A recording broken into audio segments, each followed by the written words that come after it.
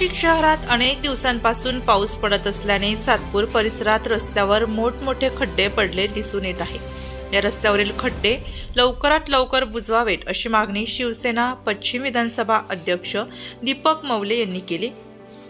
सातपूर शहरातील मौले हॉल ते अंबिका स्वीट्स दरम्यान मोठ्या प्रमाणावर खड्डे पडले आहेत।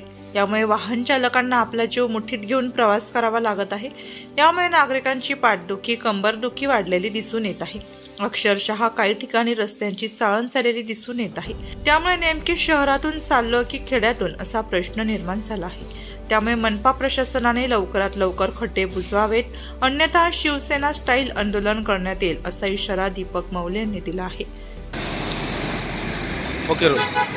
अशोकनगर या भागात मौले हॉल ते अंबिका स्वीट आणि अंबिका स्वीटपासून जो काही रस्ता आहे त्याची अतिशय दुर्दैवी अवस्था झालेली आहे आणि अक्षरशः लोकांना आपला जीव मुठीत घेऊन तो रस्ता जाता येणं करावं लागत आहे।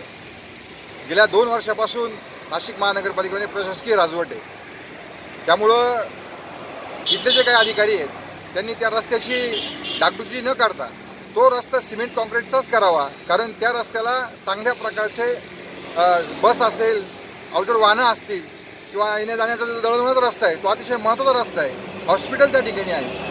अशा वेळेला त्या रस्त्याची आपण जर दुरावस्था पाहिली तर अतिशय बिकट आहे, अतिशय बिकट आहे। तरी प्रशासनाला माझी विनंती आहे की आपण त्या ठिकाणी त्या रस्त्याचं काम करावं आणि आपले जे काही अधिकारी आहेत त्या अधिकाऱ्यांकडे दुर्लक्ष करू नये।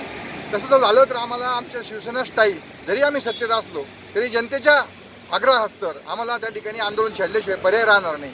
माझी प्रशासनाला विनंती आहे की कृपया त्या रस्त्याचं काम आपण लवकरात लवकर हाती घेऊन तो रस्ता करावा ही विनंती करतो। जय महाराष्ट्र।